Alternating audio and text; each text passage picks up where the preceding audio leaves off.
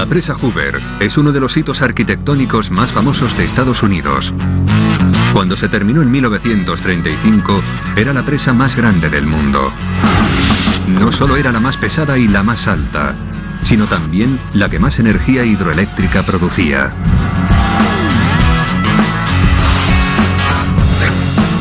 Enseguida se convirtió en una atracción turística y un monumento a la determinación y el coraje de los 21.000 obreros que la construyeron y al hombre que la hizo posible. Pero hoy, más de 70 años después, la presa Hoover ya no es la megaestructura plusmarquista del pasado. Las lecciones aprendidas en la construcción de la presa Hoover dieron origen a una nueva generación de superpresas más altas, más anchas y más potentes que su antecesora. Incluso así, la presa Hoover sigue siendo todo un icono, además de la presa más grandiosa del mundo. Y este programa les enseñará por qué. Antes de continuar, dale me gusta al video, suscríbete y activa la campanita. La represa Hoover. La presa Hoover es una gran estructura de hormigón situada en el desierto de Mojave, a 48 kilómetros al sudeste de Las Vegas. Marca la frontera entre Arizona y Nevada, encajada en las paredes del Cañón Negro, y contiene las aguas del caudaloso río Colorado. Fue el proyecto de ingeniería más ambicioso y técnicamente complicado de su época. Fue el mayor desafío de su época y sigue siendo uno de los grandes desafíos de la historia de la tecnología moderna.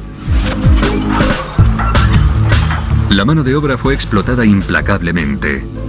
Tuvo que sufrir unas condiciones de vida miserables, temperaturas extremas y gases venenosos. Murieron 112 obreros. Construir esta magnífica estructura fue una hazaña extraordinaria que exigió atrevimiento, valentía y afán de superación de los límites de la ingeniería. La construcción de presas es notoriamente peligrosa y difícil. Los riesgos que implica son enormes, y si una presa falla, las consecuencias pueden ser catastróficas.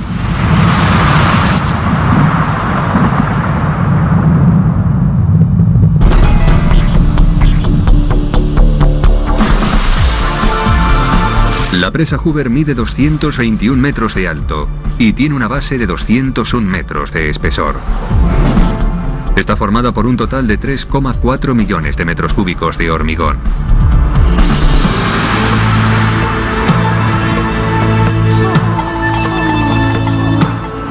El río Colorado recorre el sudoeste de Estados Unidos y era uno de los ríos más caudalosos e imprevisibles del mundo. En primavera se desbordaba y provocaba grandes inundaciones que destruían las cosechas y los medios para ganarse la vida de mucha gente. El gobierno pidió una solución al cuerpo de ingenieros, que decidió construir una presa, y no cualquier presa, sino la más grande del mundo.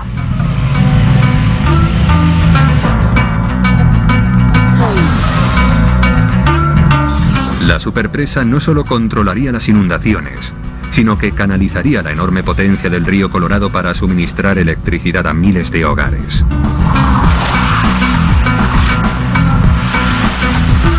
Los ingenieros eligieron como lugar para la presa el Cañón Negro, una garganta de 244 metros de hondo esculpida por el río.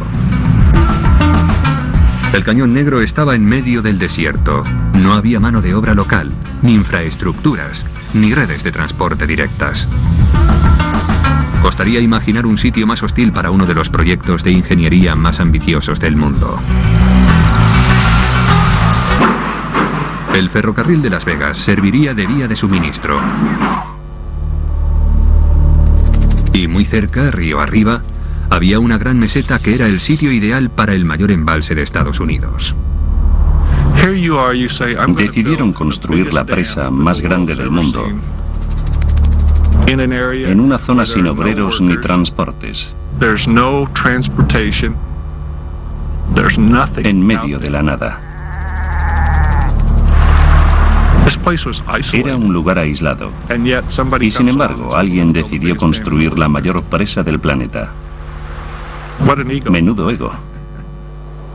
La construcción se prolongó de 1931 a 1935, la época álgida de la Gran Depresión, cuando un cuarto de la población se encontraba en el paro. Muchos recibieron el proyecto con alegría porque significaba puestos de trabajo.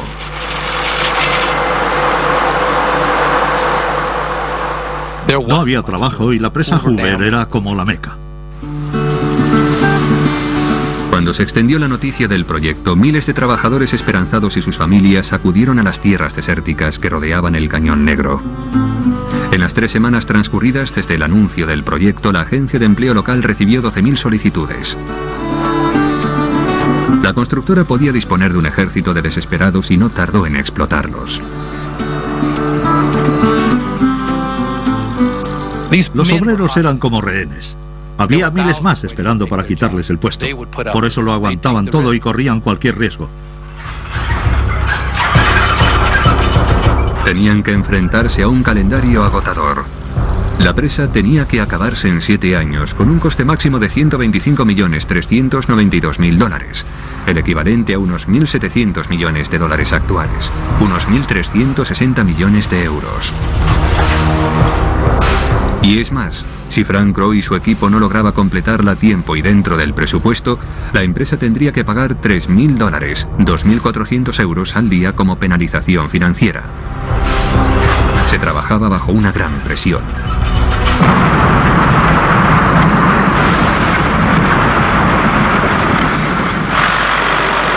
En abril de 1931 empezaron las obras. La mano de obra no cualificada tuvo que abrir túneles a base de explosiones en las sólidas paredes del cañón. La primera fase consistía en secar el cauce del río para construir la presa encima. Para ello, había que desviar el río Colorado.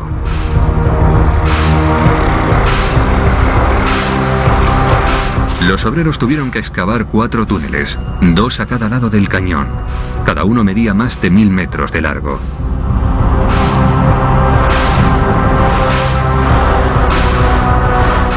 Servirían como desagües del río. Y se construyeron 2 represas temporales para impedir que el río recuperase su curso natural. Pero esa técnica nunca se había empleado a una escala tan colosal. Seguro que la gente les miraba y pensaba que se habían vuelto completamente locos por querer construir algo allí. Para empeorar las cosas, el verano de 1931 batió récords de calor. En julio las temperaturas alcanzaban los 49 grados centígrados y los obreros tuvieron que pagar un alto precio. Los obreros nunca se habían enfrentado a un calor semejante y se deshidrataban o sufrían insolaciones. El primer año fue uno en el que más vidas se perdieron.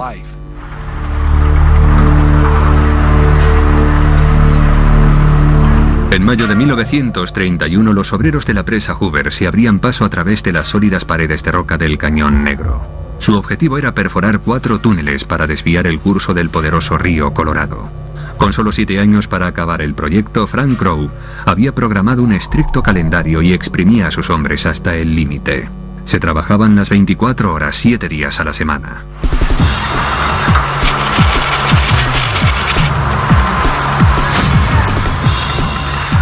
Los obreros solo tenían 3 días de vacaciones al año: Navidad, el 4 de julio, y el Día del Trabajo. Los 3 sin pagar. El impulso inagotable de Crowe le granjeó el apodo del Cuervo Prisas. Pero Crowe tenía la genialidad de identificar dónde se podían mejorar las prácticas laborales. Una de esas áreas era la excavación de roca dentro de los túneles de desviación. Tradicionalmente, una hilera de hombres perforaba agujeros para la pólvora en la roca con taladros neumáticos. Luego rellenaban los agujeros con dinamita y volaban las capas más frágiles de roca. Era un proceso lento y agotador. Crowe revolucionó el proceso al introducir un nuevo gran taladro. Era un camión de 9 toneladas fabricado a medida, desde el que podían trabajar a la vez hasta 30 hombres con sus correspondientes taladros. Conducían el camión hasta el final del túnel y volaban la mitad de un solo golpe.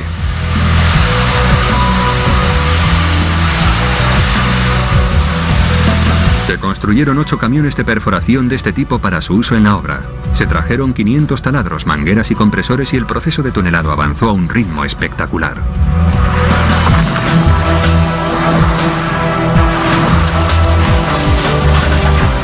Pero para lograr este ritmo de trabajo, Crowe sacrificaba la seguridad a la rapidez y colocaba la vida de los obreros en grave peligro. Que los ingenieros podían construir en los lugares más aislados. Uno de los ejemplos más dramáticos es la presa de Grand-Dixans, en Suiza. Mide 285 metros de alto y se encuentra a 2.134 metros sobre el nivel del mar. Es la presa de gravedad más alta del mundo. Grand-Dixans está en los Alpes suizos, a 118 kilómetros al sudeste de Ginebra.